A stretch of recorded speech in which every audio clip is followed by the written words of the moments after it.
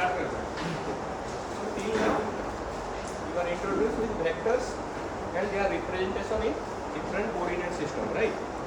And more specifically how to like deal with all three different coordinate system. Till now this is the story. अब क्या है?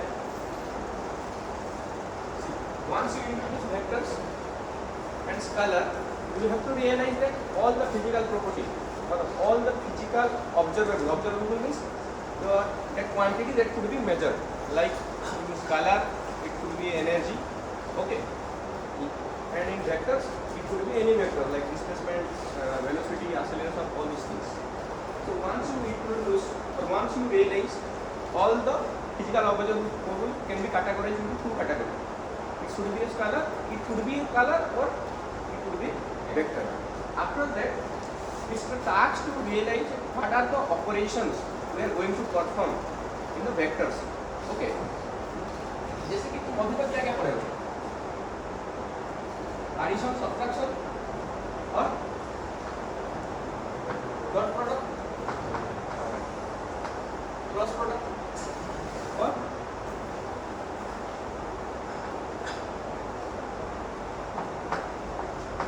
Gradient पढ़े और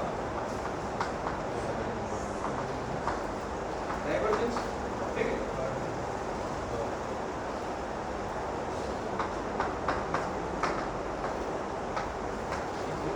okay. The thing is that all the different operation reproduce different result. हम इसको इसलिए define करते हैं कि किस पर्टिकुलर कुछ उसका प्रॉपर्टी को डिफाइन किया जा सकता है. जैसे कि डॉट प्रोडक्ट में नॉर्मली हम इसलिए यूज करते हैं ताकि दो वेक्टर के बीच में हमें एंगल पता हो, right. Cross product need to know whether the A vector is curling और नॉट, अगर डायरेक्शन चेंज हो रहा है कि नहीं हो रहा है. क्रॉस प्रोडक्ट जीरो है तो हो रहा है, नहीं है तो उसका डायरेक्शन चेंज नहीं हो रहा है. Gradient in normally represent how much change A vector each, okay, with respect to any coordinate. So normally तुम ये पढ़े थे अभी in one dimension, in more than one dimension तो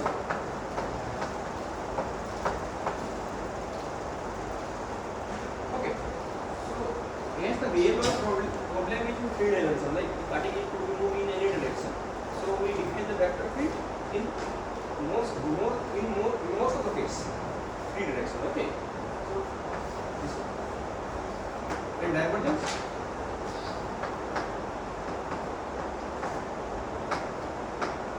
okay. The catch here is this will be operate on a scalar, not vector, right, and this is operate for a vector function, okay. So अगर इसको हम operate करेंगे तो हमें क्या मिलेगा? Ultimately this will give a vector, this will give a scalar and this will give a vector, right.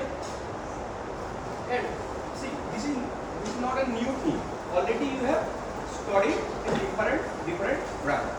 Recall करो अब ये ग्रेडियंट कहाँ पर है? इन वन डायमेंशन कहाँ पर है? और जैसे कि नॉर्मली इलेक्ट्रिसिटी से रिलेट किया जाता है, ये किसमें रिलेट करता है? ये किसको ऑपरेट करता है? एक स्केलर फंक्शन को रिप्रोड्यूस क्या कर रहा है, राइट. मैक्सवेल लॉ पढ़े हो सर? ये पढ़े हो? Del dot E equal to rho by epsilon. अब तक नहीं पढ़े, अब तक इंट्रोड्यूस नहीं हुआ है. देखो ये ऐसा नहीं कि हम ऐसे ही इसको स्टडी कर रहे हैं. हर ऑपरेशन का कुछ ना कुछ मीन है फिजिकल वाला. We have to describe something, so that's why we are introduce all this things, right. तो सर्कल बोल रहा ये पढ़े हो नेक्स्ट ये क्या होता है? हम इलेक्ट्रिक फील्ड कैलकुलेट के लिए ये यूज करते हैं. सी these are the operation and there are two or three operations like Gauss divergence theorem है, ये पढ़े हो कि नहीं? ये बस प्रॉब्लम को सिंप्लीफाई करने के लिए यूज होता है। अगर मान लो तुम्हारे पास एक फंक्शन है सरफेस इंटीग्रल कैलकुलेट करें, इसको वेक्टर वॉल्यूमेट्री में कैसे करेंगे? इसका बस क्या divergence theorem, this is Gauss divergence theorem. और ये क्या है? अगर लाइन इंटीग्रल है इसको हम सरफेस इंटीग्रल में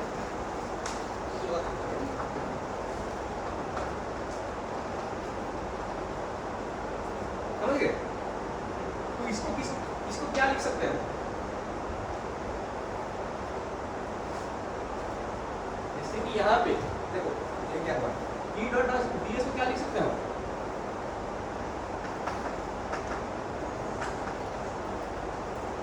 ये लिख सकते हैं गॉस डाइवर्जेंस थ्योरम से। सरफेस इंटीग्रल को हम क्या कहाँ पे कन्वर्ट कर रहे हैं? Volume integral. क्यों क्या लिख सकते हैं? रो dv ये लिख सकते हैं कि नहीं? तो वॉल्यूम इंटीग्रल इससे क्या पता चल रहा है? ये आया कि नहीं? समझ गए? डाइवर्जेंस ये तो होगा डाइवर्जेंस और काम पढ़ो, इक्वेशन ऑफ कंटिन्यूटी पढ़ो, अभी तो नहीं पढ़े। नॉर्मली डाइवर्जेंस किसको रिप्रेजेंट करता है? इससे आउटगोइंग फ्लक्स और इनकमिंग फ्लक्स। कितना करंट जा रहा है और आ रहा है पर्टिकुलर सरफेस में, तो किसको रिप्रेजेंट करता है? कितना चार्ज वहां पे, rate of change of charge, इसलिए equation of continuity in electrostatics. Okay, so हम हर ऑपरेशन में कुछ फिजिकल सिग्निफिकेंस है, नया नया प्रॉपर्टी को रिप्रेजेंट करता है। जैसे कि तुम्हारा फर्स्ट प्रॉब्लम हो गया, वहां पर क्या दिया है? एक फंक्शन दिया है, उसका क्या कैलकुलेट करने को है? ग्रेडियंट कैलकुलेट करने को। Let's think the problem different perspective. तो फंक्शन क्या है तुम अज्यूम करो, तो this is potential. Late assume the potential given है, उसका ग्रेडियंट क्या देगा तुम्हें? एक पोटेंशियल गिवन है तो डाइवर्जेंस क्या लेगा? फोर्स या फिर इलेक्ट्रिक फील्ड। ओके, पर इलेक्ट्रिक फील्ड लेगा तो नॉर्मली क्या होता है? मान लो कि इलेक्ट्रिक फील्ड को स्टडी करना इजी होता है या पोटेंशियल को?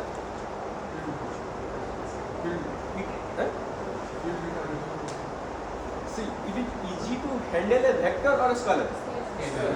That's why we introduce vector potential, right? अगर स्केलर फंक्शन हमें गिवन है तो हमें इजी करने के लिए हैंडल करने के लिए इजी होगा, राइट?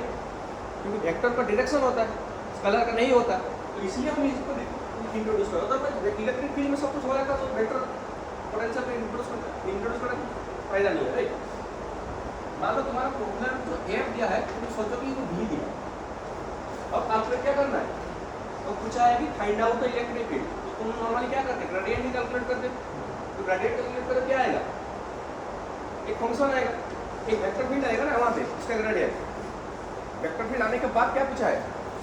एट ए पॉइंट इसका वैल्यू क्या, ये पूछा है ना? सब किए हो तो ये कैलकुलेट करो, आपको जल्दी जल्दी आओ,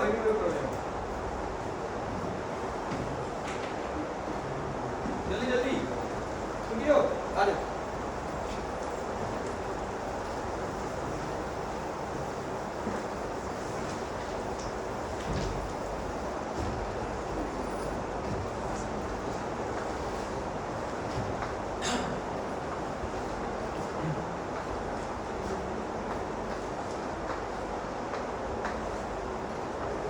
सबसे मेन बात जो है, what are the operation and why we are performing all this divergence, call and gradient, right?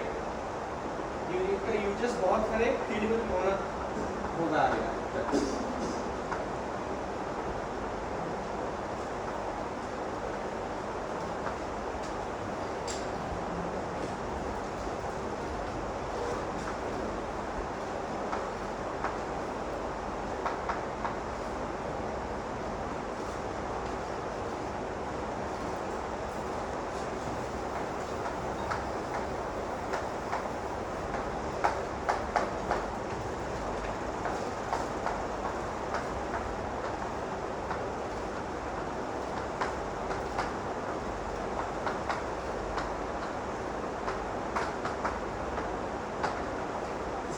given and you are asked to calculate gradient, right?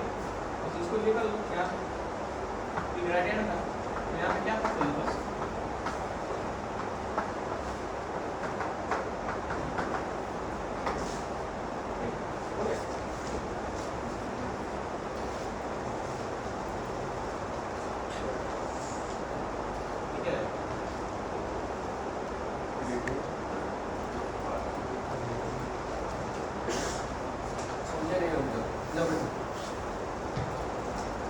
बोला था कि when you are calculating gradient for a scalar function the result should be a vector. तुम ये क्या हो इसमें समझ में नहीं आ रहा डायरेक्शन नहीं लगा है समझ रहे हो तुम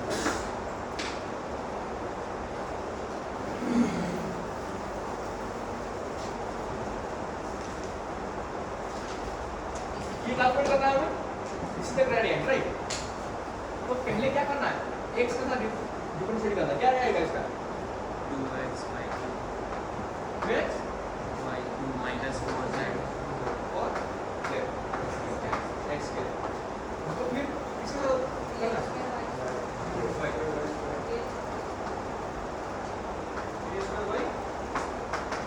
y square ठीक है और इसका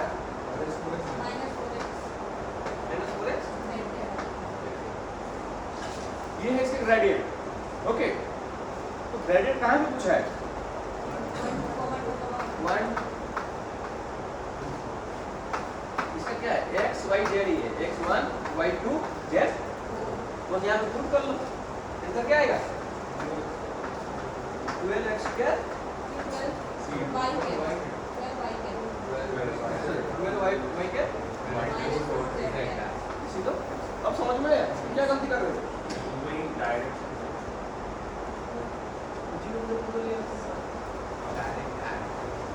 अब समझ में आया ना इसे डाउट नहीं क्या वैसे पूछ लिया करो मुझे डाउट है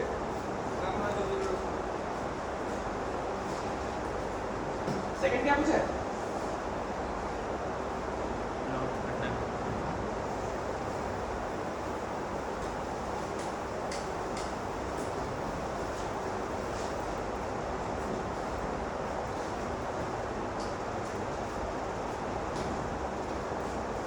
प्लॉट तो कोऑर्डिनेट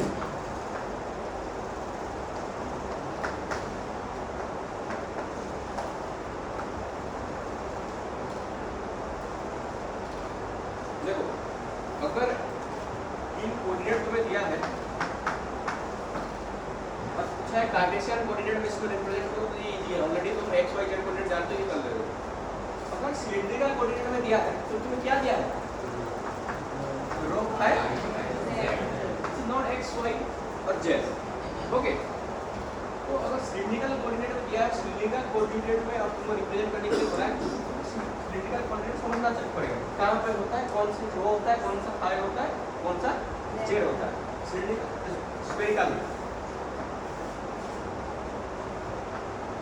ये एक पॉइंट है p क्या पता है ये क्या होता है क्योंकि इसको डाउन कर सकते हैं तो थीटा एंगल है तो किसके बीच में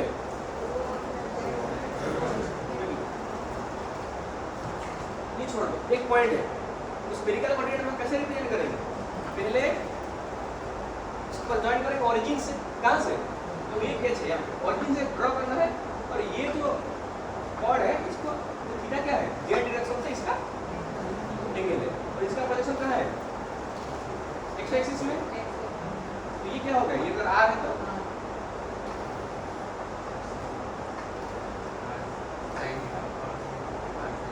x x है ना x क्या होगा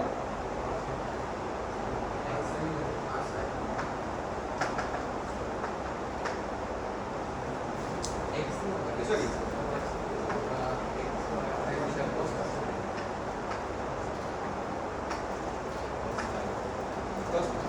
उधर है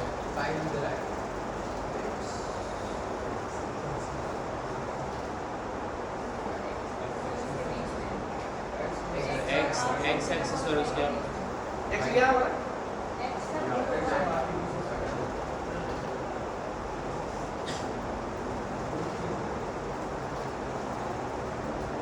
x क्या होगा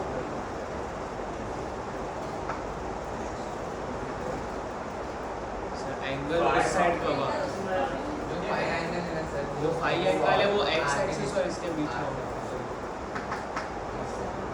ये ठीक है अब देखो ये क्या है ये जो होगा ये r है ये थीटा है तो ये होगा r cos थीटा और ये क्या होगा तो ये इसका प्रोजेक्शन r sin थीटा तो ये r sin थीटा है तो इसका प्रोजेक्शन फिर यहाँ पे क्या होगा y पे r sin theta sin sin phi और ये वाला क्या होगा यहाँ पे लिखा x y z आएगा ये ठीक है यहाँ पे जो रो है ये z एक्सिस है ये है रो ये है हाई ओके जो पॉइंट है यहाँ पे हम ओरिजिन से कंपेयर करते हैं कौन सा r नॉर्मली वेव्स को r फाई z लिखता हूँ ठीक है मान लो ये रो है तो रो यहाँ से नहीं होगा अगर ये पॉइंट है रो ये क्या होगा z एक्सिस से डिस्टेंस कहाँ पे ये रो है समझ में आ गया और ये पॉइंट का इसका फाई क्या होगा ये रो cos फाई कौन सा x x y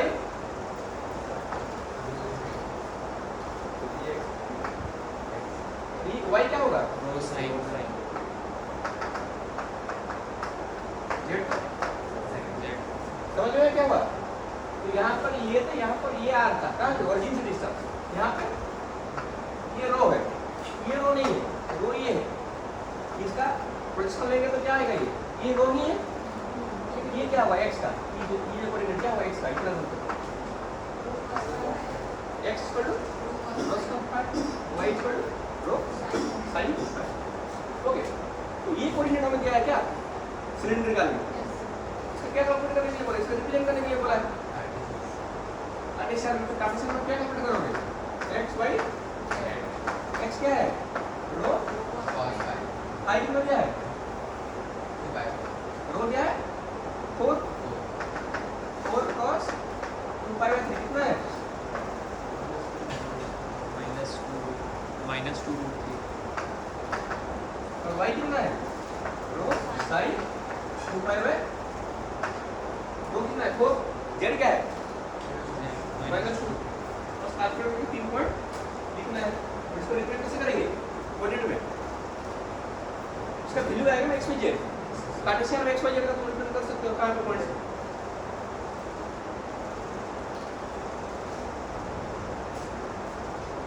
समझ गए यस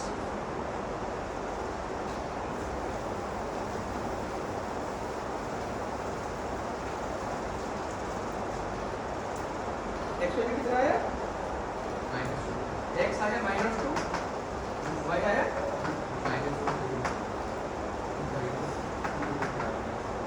ठीक है x y z से ले x है कितना -2 y 2√3 z इसे y 2√3 z इसे पॉइंट आएगा आप इसी प्लेन में नहीं आएगा क्योंकि तीनों कोऑर्डिनेट दिया है ना तो उसका कौन सा क्वाड्रेंट में आएगा ये कौन सा क्वाड्रेंट में आएगा z क्या है x y तो मुझे कहाँ पे आएगा यहाँ पे z यहाँ पे नेगेटिव है ना I hope understood okay okay so है तो भी करावे क्या इसका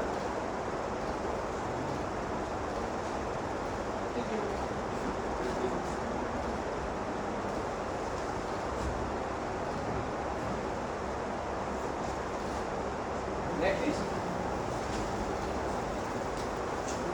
बहुत डाइवर्जेंस थ्योरम सर पढ़ा है ना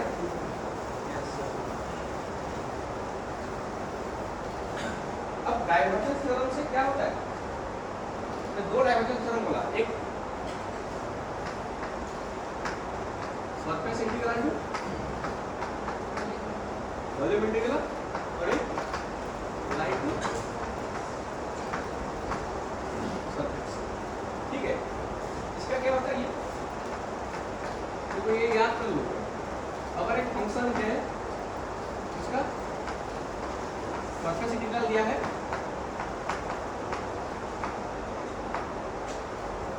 उसका हम क्या वॉल्यूम इंटीग्रल कंसीडर करना है, और ये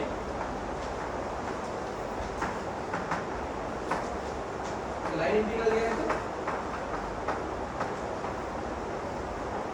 इसका ये क्यों करते हैं, मतलब चीजें इजी होगा कभी करते हैं जब देखते हैं कि अगर मान लो, देखो एक एग्जांपल ले रहा हूँ, मतलब क्लियर हो जाएगा क्यों, मतलब कब फायदा कब होगा। ये मान क्यों है,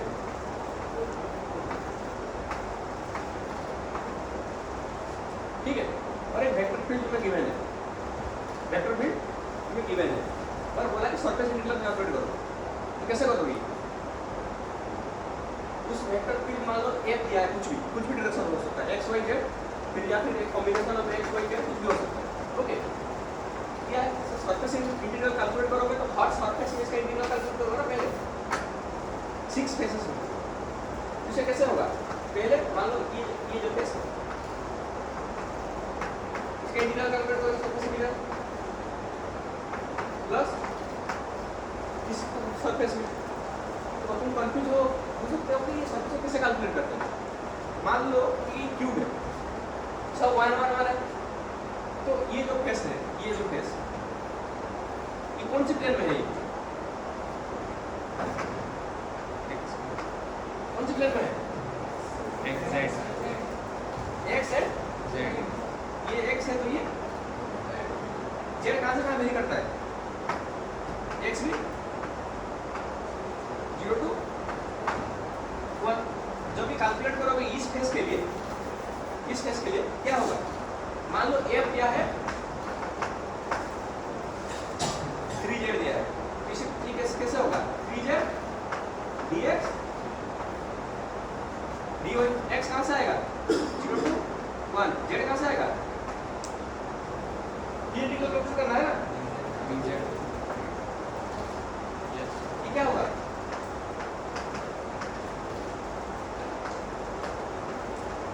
ये आएगा, ये देखो अच्छे से देखो, सब कुछ निकल लाइन के से,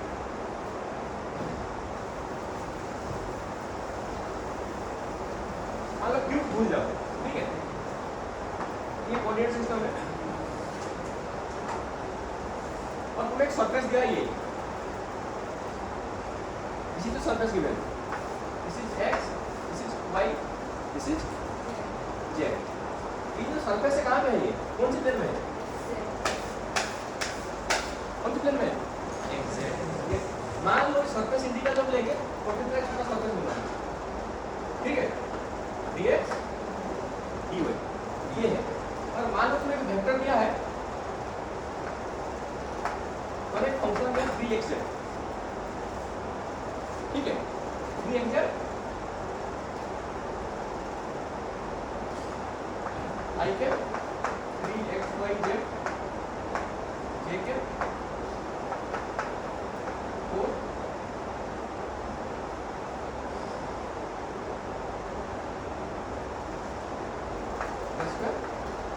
फंक्शन गिवन, और बोला कि सरफेस इंटीग्रल कैलकुलेट करो, तो इसमें क्या होता है f डॉट ds, डायरेक्शन कहाँ पे है सरफेस का, y डायरेक्शन पे, तो क्या होगा इसका, तो डॉट प्रोडक्ट करोगे f के साथ ds कहाँ पे है, y के, इसके कौन सा कंपोनेंट पर आएगा, एरिया क्या है छोटा सा, ये 0 to 1 0 to, समझ में आया, मान लो ये क्यूब होता है, ये सरफेस क्या होता है, सेम होता, समझ गए, ये सरफेस, ये सरफेस इसका एक छोटा सा एलिमेंट लोगे तो उसका एरिया क्या होगा, dy dz होगा, क्योंकि yz प्लेन में रिप्रेजेंट करता है, तो yz प्लेन में रिप्रेजेंट कर रहा है, तो इसका डायरेक्शन कहां पे होगा, x सरफेस एरिया, उसका कौन सा कंपोनेंट आएगा बस, समझ में आ गया। तो इसलिए इसे सरफेस का कैलकुलेट करना पड़ेगा, लेकिन इसका वॉल्यूम इंटीग्रल कैलकुलेट करना तो वॉल्यूम क्या होता है, dx dy dz, तो यहाँ पे क्या है, डाइवर्जेंस, डाइवर्जेंस करोगे तो क्या आएगा, एक स्केलर आएगा ना, क्या होगा डाइवर्जेंस इसका, डेल्टा क्या होगा,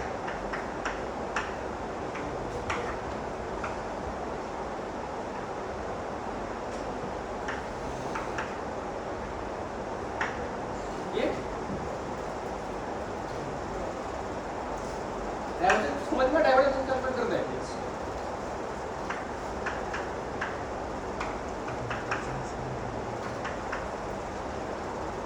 डॉट प्रोडक्ट हो गया ना, बस इसका x के साथ, इसका y के साथ, इसका ये आ गया, इसका इंटीग्रल सर्कल में करोगे तो क्या होगा, वॉल्यूम इंटीग्रल करोगे तो क्या होगा, इसमें से सरफेस लेना पड़ेगा, इसको बस क्या करो, dz dx dy dz dx dy dz फिर dx dz, और x y z का लिमिट कहां से कहां होगा, 0 to 1 0 to 1 0 to 1, because this is a cube, ऐसा नहीं कि हर टाइम क्यूब आएगा, कुछ और भी शेप हो सकता है, कुछ और भी शेप होगा तो उसका लिमिट हम देख लेना कहां से लिमिट हो रहा है, समझ में आया। जो ये पूछा है गॉस डाइवर्जेंस थ्योरम को प्रूव करने के लिए पूछा है, फंक्शन क्या दिया है, ये दिया है, तो पूछा है ये,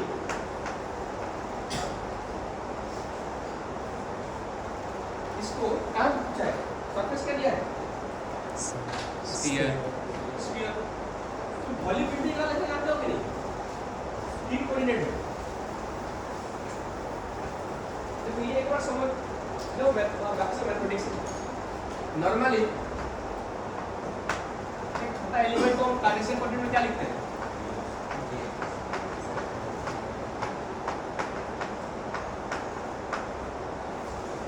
ठीक है,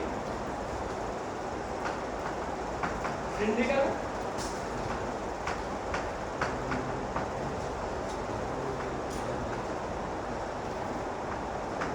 ये जान लो पहले,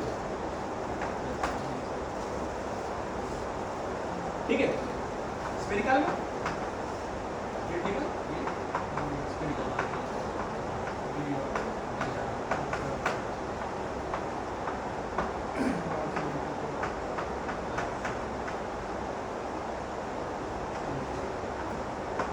ये ठीक है, देखो ये कार्टेशियन कोऑर्डिनेट, देखो ये इसको समझ लो पूरा, मतलब ये इजी होगा,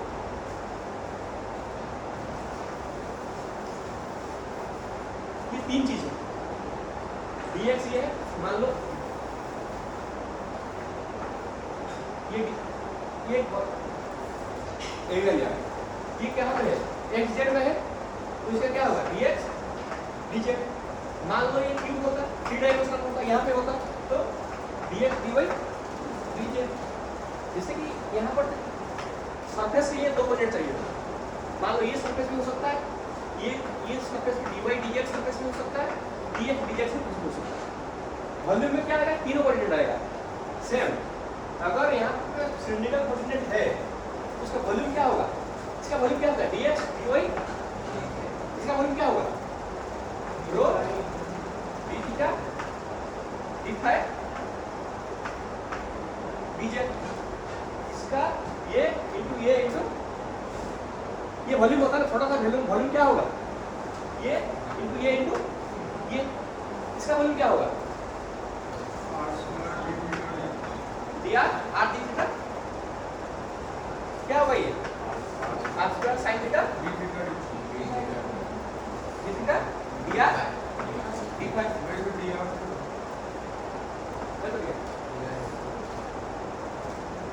देखो ये कब फील आएगा पता है, ये किसका एलिमेंट है, एक छोटा सा वॉल्यूम कहाँ पे, स्फीयर का, ठीक है। देखो ये अच्छे से वॉल्यूम क्या होगा, dr d theta d phi. अगर इसका वॉल्यूम इंटीग्रेशन लेंगे तो हमें एक स्फीयर जनरेट होना चाहिए। स्फीयर का वॉल्यूम क्या होता है, 4/3 पाई आर क्यूब। तो r कहाँ से आएगा, 0 टू, एक स्फीयर है ना और ये से उसका 0 टू r, थीटा क्या होता है 0 टू पाई, फाई क्या होता है 0 टू 2 पाई। इसमें देखो फाई क्या होगा, d फाई 0 टू पाई, 2 पाई आ गया। d थीटा क्या होगा, sin theta d theta minus cos theta, इसके इंटीग्रेशन करो तो ये क्या आएगा 2, ये क्या है r स्क्वायर dr,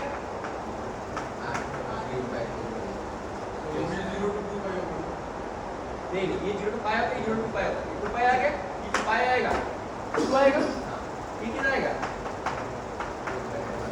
ये क्या है वॉल्यूम ऑफ स्फीयर। तो हम टोटल वॉल्यूम ऑफ स्फीयर को रिप्रोड्यूस कर सकते हैं इसका इंटीग्रेशन करके, वॉल्यूम इंटीग्रेशन। अब समझ में आया, इसलिए वॉल्यूम, मान लो एक सरफेस दिया स्फीयर, सरफेस क्या होगा, सरफेस का एक छोटा सा सरफेस लूंगा, एक स्फीयर है, छोटा सा सरफेस लूंगा, इस छोटा सरफेस कैसे रिप्रेजेंट करेंगे, एक स्फीयर में क्या कांस्टेंट है, एक रेडियस कांस्टेंट, तो क्या होगा, दिया नहीं लोगे, यहाँ क्या होगा बस, समझ में आ गया।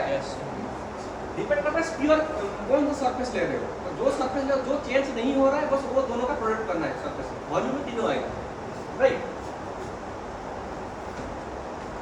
इसका कैलकुलेट करना है, तो इसका क्या करोगे, तो ये है, तो ये कैलकुलेट अगर डायवर्जेंस थ्योरम से बोला है तो डेल डॉट पहले f हमें कैलकुलेट करना पड़ेगा। डेल डॉट क्या होगा, ये इसका क्या है, डेल क्यूब की मैंने, तो क्या होगा 3z, ये क्या मिला डेल डॉट f, इसका वॉल्यूम क्या होगा, कार्टेशियन का वॉल्यूम क्या होगा, छोटा सा वॉल्यूम, ये वेक्टर फील्ड हो गया, एक वेक्टर मान लो चारों तरफ है और बीच में एक स्फीयर है, समझ में आ गया। ये रूम पूरा एक वेक्टर फील्ड है जिसका वेक्टर फील्ड ये है, जेड क्यू, जेड कैप क्या है,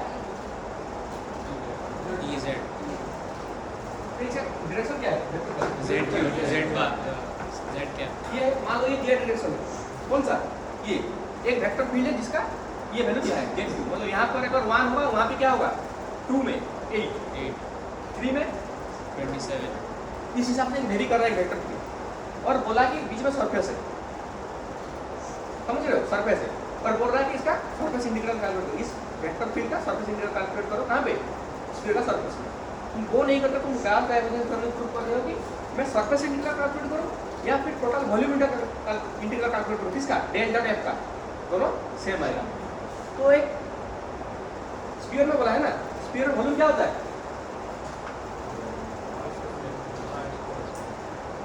इसके साथ वॉल्यूम इंटीग्रल करना है 3z स्क्वायर के साथ, यस, इसके साथ इसका वॉल्यूम कैलकुलेट करना है ना, डायरेक्ट ये मत करो, क्योंकि इंटीग्रेशन पहले करना पड़ेगा। लेकिन यहाँ पे जो ये लिखूंगा स्फेरिकल पोलर कोऑर्डिनेट में ये है, तो स्फेरिकल पोलर कोऑर्डिनेट में z आता है, z में जगह पे क्या आता है r cos थीटा, थीटा, यहाँ पे क्या पुट करना पड़ेगा, r स्क्वायर cos, अब इंटीग्रेशन कैलकुलेट कर सकते हो, और 2 मिनट में आएगा, करो जल्दी करो, हैं जो से बोलो,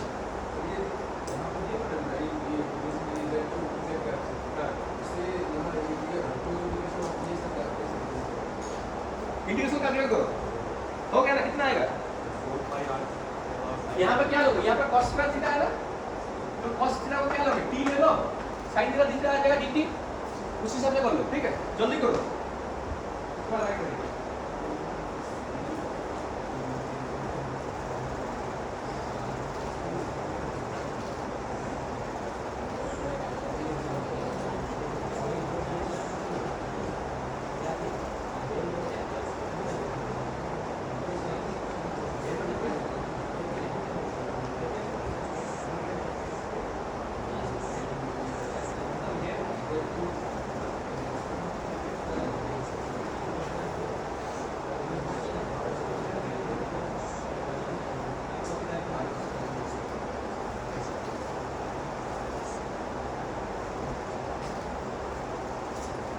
आ गया समझ में? Yes. इसको दो दूसरी तरह से हम कर सकते हैं, दो तरह डिफिकल्ट होगा। जैसे कि एक सरफेस है, स्फीयर है, ये जेड डायरेक्शन है मान लो, और इसको ये दिया है जेड क्यू, इन डायरेक्शन में इसका वेक्टर है। तो मुझे थोड़ा वॉल्यूम कैलकुलेट करना है, तो मैं क्या करूँगा, यहाँ पे वॉल्यूम ये लूँ, ठीक है। ये वॉल्यूम क्या कैसा होगा, ये वॉल्यूम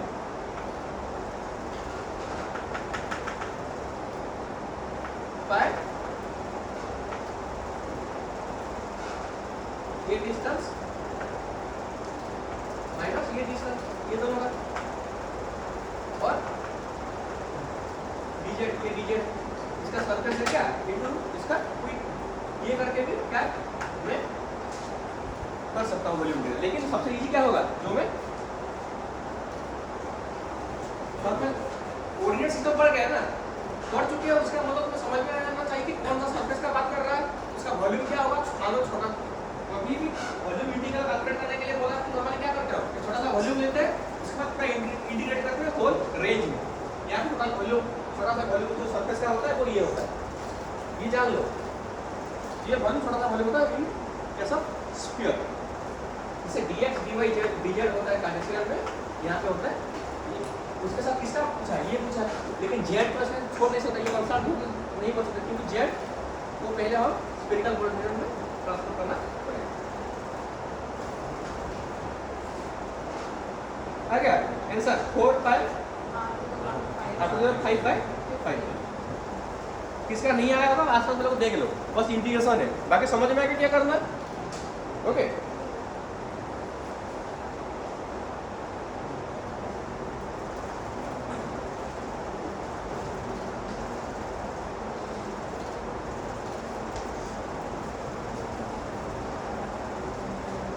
इरेज करो इसको,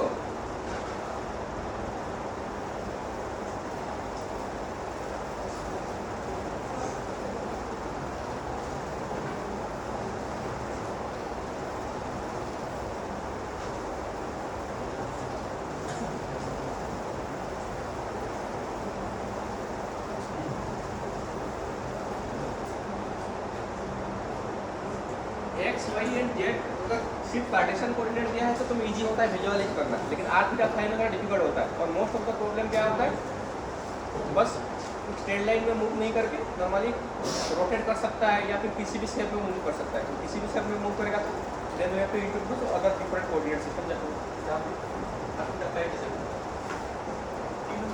ये क्वेश्चन क्या दिया है, आर इक्वल टू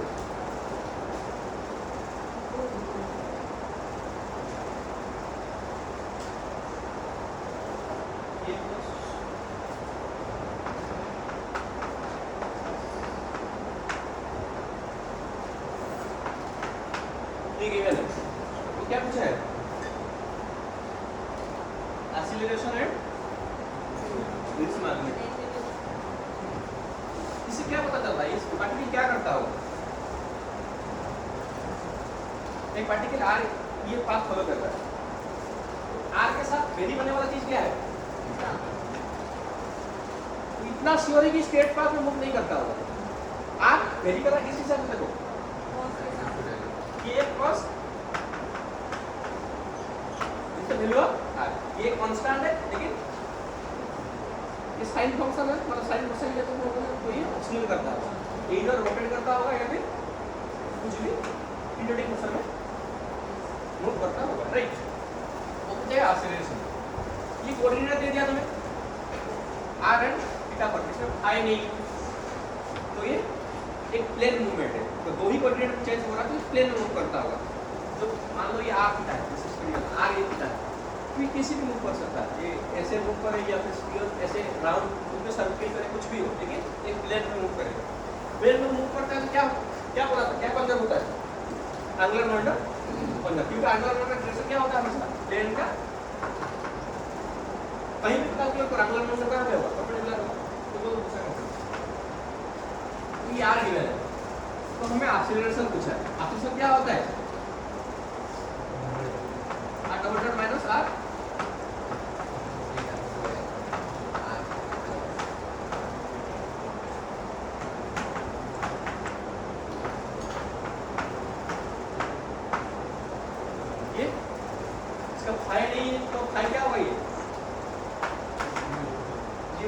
हमें चाहिए क्या,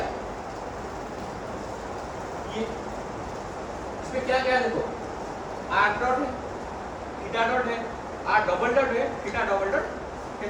तो हमें क्या कैलकुलेट करना पड़ेगा इसी कैलकुलेट करने के लिए, आर डॉट कैलकुलेट करो। आर डॉट क्या होगा,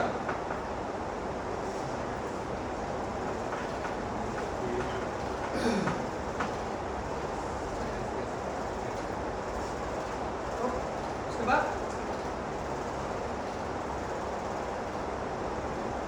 आखिरी नंबर कैसे आता है,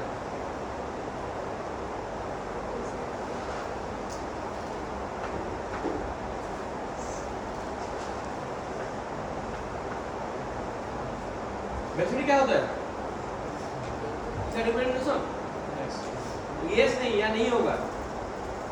वेलोसिटी का फॉर्मूला क्या होता है, जैसे डी अगर तुम्हें x में कुछ दिया होगा तो तुम वेलोसिटी कैलकुलेट कर लेते हो dx बाय dt करके, लेकिन यहाँ पे नहीं कर सकते। क्यों, फुल ऐसा बोला था क्योंकि इसका जो ये है ये कांस्टेंट नहीं है, जैसे x y z कांस्टेंट होता है, यहाँ पर कांस्टेंट नहीं है। अगर r डॉट तुम्हें पता है तो v ये नहीं है, v कैलकुलेट करने के लिए क्या फॉर्मूला है,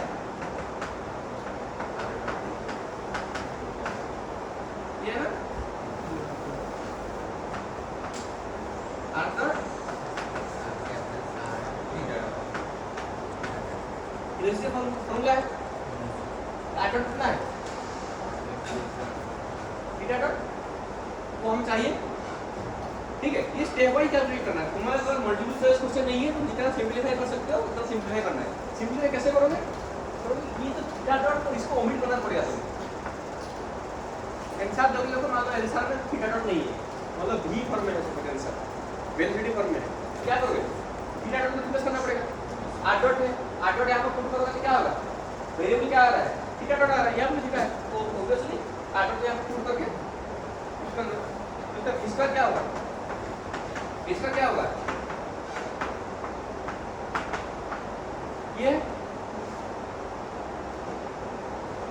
यहाँ पर आर्डर पुट कर लो, कॉमन ले लो, क्या मैं जो कर रहा हूँ धीरे करते जाओ समझ में आएगा क्या बोल रहा हूँ। ये बस सिंप्लीफिकेशन है, मेन चीज तुम्हें कैच करना क्या है, ये नॉर्मली एग्जाम में क्या होता है, ये सब्जेक्टिव पूछेगा इसलिए थोड़ा ज्यादा लंबा होगा, लेकिन एग्जाम में क्या होता है आर का थीटा डिपेंडेंट कुछ दे देता है, कैलकुलेट करो ये बोलता है डायरेक्ट, यहाँ खुद को ऐसा यही इसी फॉर्म में आता है। कोई एक और यहाँ से का डबल डेरिवेटिव करके अगर उसका आंसर ले आएगा तो गलत है, क्यों, क्योंकि कार्टेशियन नहीं है, ये क्या है सिलिंड्रिकल है या फिर स्फेरिकल है, तो इसलिए इसका एक्सीलरेशन वेलोसिटी का फॉर्मूला ये है, जैसे कि एक्सीलरेशन का फॉर्मूला ये है, वेलोसिटी का फॉर्मूला ये है। वेलोसिटी नॉर्मली तुम क्या पढ़ते हो, r डबल डॉट पढ़े हो ना, v r2/dt, सॉरी एक्सीलरेशन क्या पढ़े हो, v r2/dt², लेकिन ये कहाँ पे कार्टेशियन कोऑर्डिनेट, यहाँ पे नहीं होगा, ये कार्टेशियन कोऑर्डिनेट है, यहाँ पे स्फेरिकल कोऑर्डिनेट है, स्फेरिकल कोऑर्डिनेट ये होता है।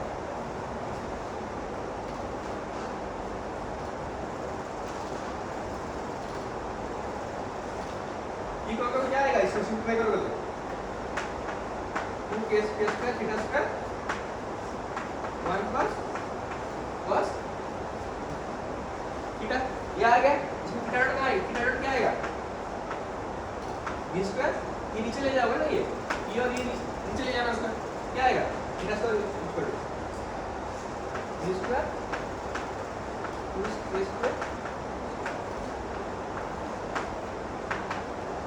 ये आया, ये क्या आया, वेलोसिटी का मैग्नीट्यूड, मैग्नीट्यूड का मतलब कॉन्स्टेंट, यहाँ कोई डायरेक्शन इन्वॉल्व नहीं है, तो थीटा डॉट क्या होगा, ये थीटा डबल डॉट है ना, थीटा डॉट है ना, थीटा डबल डॉट क्या होगा, उसका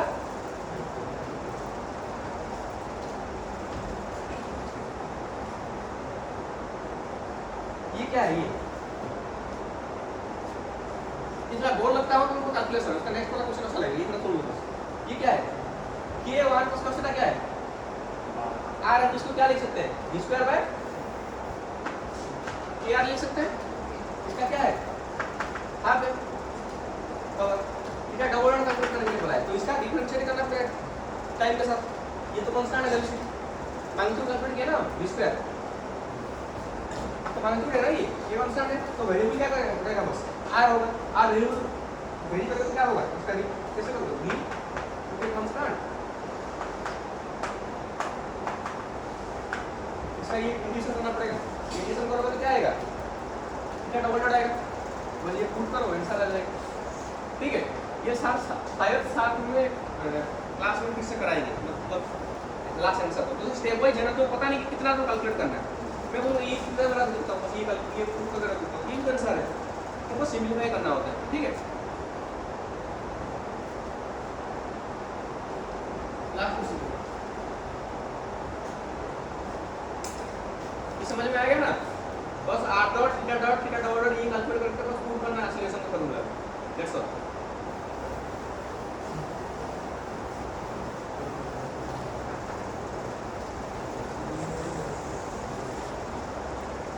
The next problem is here is a sphere. Okay, ये देख लो थोड़ा। The question is there is a mass at the top of the sphere and it is sliding. At which angle it will leave the surface? Okay, तो हम assume करते हैं कि the mass is at top of the sphere of radius r and it will leave at angle theta. यहाँ से वो leave कर रहा है। तो दो पॉइंट है हम ऐसे टाइप का प्रॉब्लम में अगर तुम्हें पता चल रहा है कि there is no energy loss और something, then you can using energy conservation also after the problem. ये पार्ट एनर्जी क्या है? If Raju this is the ground level mg और बी पे एनर्जी क्या है? अगर याद है ये क्या है? ये क्या है? cos theta mg r cos theta plus इसकी तो वेलोसिटी तो क्योंकि ये मूव कर रहा है ना, तो वेलोसिटी क्या होगा? लेकिन यहाँ पे बहुत सारे वेरिएबल है, cos थीटा भी v, तो v को हमें पुट करना पड़ेगा, v का वैल्यू कैसे पुट करोगे? v पॉइंट में यहाँ पे नॉर्मली अगर लीव नहीं करता, ऐसे घूम रहा है, तो यहाँ का एक्सपेक्टेशन क्या होगा? यहाँ पे क्या फोर्स आ रहा है? कहाँ पे? Plus mg cos theta minus normal ये आएगा। लेकिन जिस पॉइंट में ये लीव करेगा वहां पे नॉर्मल क्या होगा? 0। तो v क्या होगा? gr cos theta this here gr cos theta, इसके साथ क्या इक्वल क्या करेंगे? mg एनर्जी कंजर्व हो रहा है, ये क्या होगा? v/2 cos theta mgr cos theta, और ये energy mgr cancel, cos theta जो क्या होगा? 2/3 theta equal to cos inverse 2/3। This is my answer. But in your question, theta is measured from this. Normally हम x y के coordinate system लेते हैं, x major करते हो कौन सा? थीटा। तो यहाँ पे क्या होगा? ये थीटा का वैल्यू क्या है यहाँ पे? π/2 माइनस थीटा। तो यहाँ पे क्या आएगा? π/2 माइनस थीटा क्या होता है?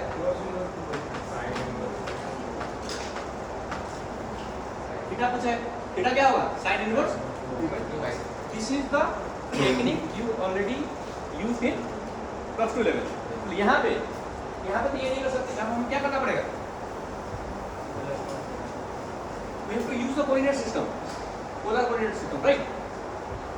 तो polar coordinate system में oscillation क्या होता है? फोर्स कितना पड़ेगा ना? Ultimately we are calculating the force. Okay, तो oscillation क्या होगा?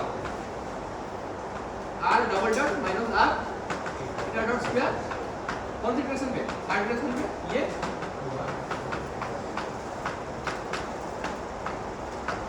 तो ये पेपर पे थोड़ा अटेंडेंस लेट हो जाएगा, भूल गया। ठीक है, ये एक सरफेस में मूव हो रहा है स्फीयर का, तो क्या चेंज नहीं हो रहा है? तो r डॉट क्या होगा?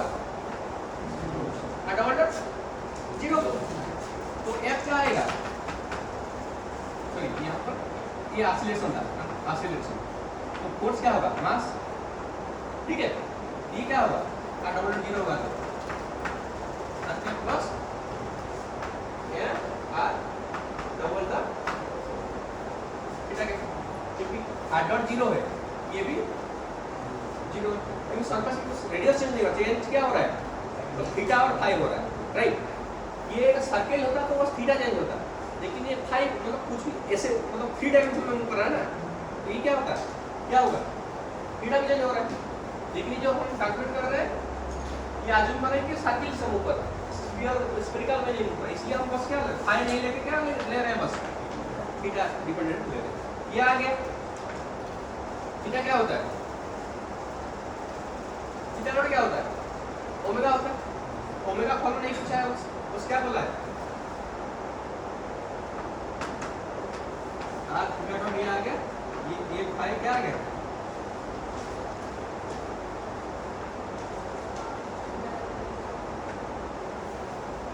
r dot theta dot. तो नॉर्मल रिएक्शन, तो नॉर्मली एक पार्टिकुलर मूव कर रहा है सरफेस में, जब सारे कुछ इनपुट होना चाहिए, ये प्रोसेस तो r डॉट नहीं होगा ना, r r dot double 0 dot है, r थीटा ये क्या होगा? r थीटा डबल ठीक है। तो ये जो रेडियल पार्ट है इसको किसके साथ हम इक्वल करेंगे? तो ये जो रेडियल पार्ट है ना, ये 0 हो गया, तो ये किसके साथ इक्वल करेंगे हम? ये रेडियल पार्ट हो गया ना, ये किसके साथ इक्वल करेंगे हम? n minus mg sin theta, क्योंकि रेडियल फोर्स है। तुम रेडियल फोर्स एक बार रेडियल फोर्स का इक्वेशन लिखने के बाद तुम ये देखो, लास्ट पे पहले क्लास में ये बोला था कि what are the forces in the radial direction. या फोर्सेस क्या क्या है? किसी भी पॉइंट पे नॉर्मल है इस डायरेक्शन पे, और ये sin थीटा है इस डायरेक्शन पे। थीटा मेजर कहां से होता है? इधर से होता है। जैसे ये अगर ये एक सर्किल है, ये रेडियस का डायरेक्शन, अगर ये थीटा कहां वेरी करता है? ऐसे मूव करता है, यस तो ये क्या होगा? Minus theta minus theta cap. लेकिन ये थीटा कैप इंक्रीज हो रहा है यहाँ पे डायरेक्शन पे, जैसे cos x माइनस x लिखते हैं ना, ऐसे समझ में आ गया? तो ये किसके साथ इक्वल हो रहा है? बराबर ये थीटा, ये रेडियल फोर्स हो गया m r theta dot equal to n minus mg sin theta. ये कौन सा रेडियल डायरेक्शन में फोर्स है, और ये टेंजेंशियल फोर्स क्या होगा? 2 sorry r theta double dot equal to mg cos theta. लेकिन mg ये फोर्स कौन सी डायरेक्शन पे? इन डायरेक्शन पे है, नेगेटिव में। ये क्या आएगा?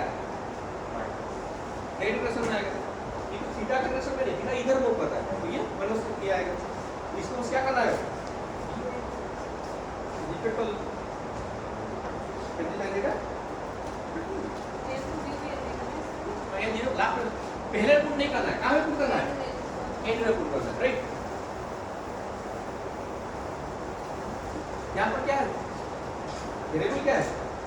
थीटा डॉट है, थीटा डॉट है ना, थीटा डॉट को थीटा फॉर्मूला लाना पड़ेगा। थीटा डॉट थीटा फॉर्मूला लाना पड़ेगा, तो क्या लिखते हैं? यहाँ पे क्या है? थीटा डबल डॉट है ना,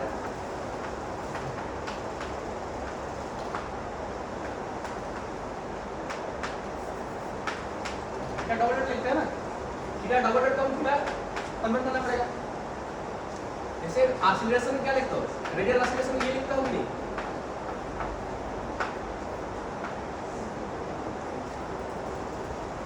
एंगुलर एक्सीलरेशन क्या लिख सकते हैं? v की जगह पे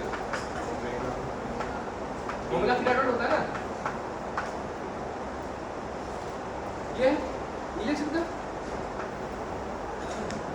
ये पुट करो यहाँ पे। तो थीटा डॉट क्या हुआ? ये होगा थीटा डबल डॉट, ये थीटा डबल डॉट है ना, ये है थीटा डबल डॉट। क्या लिख यहाँ पर पुट कर लो, ये कौन सा? Theta dot d theta dot d theta equal to minus mg और थीटा। इसका थोड़ा सिंपलीफाई करोगे तो क्या आएगा? इसका इंडिकेशन कहाँ लोगे? थीटा को हम लिखना है, थीटा डॉट को। अरे हमें अल्टीमेटली क्या चाहिए? यहाँ पर थीटा डॉट है ना, कहाँ पे? रेडियल इस कंपोनेंट में थीटा डॉट है ना, थीटा डॉट को थीटा करना पड़ेगा। तो थीटा डॉट को थीटा कैसे कन्वर्ट करोगे? यहाँ पर वेरिएबल थीटा डॉट नहीं है, देखो थीटा डॉट और थीटा है वेरिएबल, समझ में आ गया? तो इसको इंटीग्रेशन लोगे तो क्या होगा? थीटा डॉट स्क्वायर बाय 2, वहां पे क्या आएगा? साइन थीटा उसका और एक कांस्टेंट आएगा, माइनस एक कांस्टेंट आएगा जहां थीटा डॉट मान लो थीटा डॉट 0 एम वाला टर्म नहीं आएगा कि एक्सपोनेंशियल लिखना है। यहाँ पर m ले लो, ठीक है। तो एक मिनट आ गया। यहाँ पर थीटा डॉट 0 पुट करेंगे। थीटा डॉट 0 कहाँ पे होता है? थीटा डॉट 0 कहाँ पे है? यहाँ पे मूव नहीं कर रहा है, यहाँ पे ना स्टेबल है। तो यहाँ पे थीटा डॉट 0 है तो थीटा कितना है 90। थीटा डॉट 0 है तो ये 90 होगा, सी कितना होगा माइनस ये पूरा में चला जाएगा ना 2mg। ये पुट करोगे तो क्या आएगा? ये पुट करोगे तो क्या आएगा लास्ट में?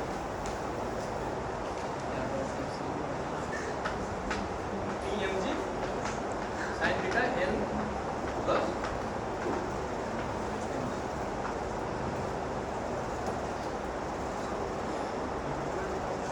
खत्म हो गया, ठीक है। ये आएगा तो mg n इनका 0 कर लो तो यहाँ पे क्या आएगा साइन की साइन कर लो बाय ये को रिप्रोड्यूस करने के लिए, ठीक है।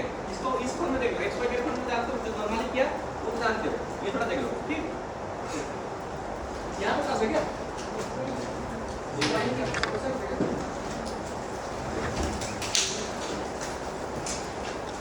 अटेंडेंस किसके पास है?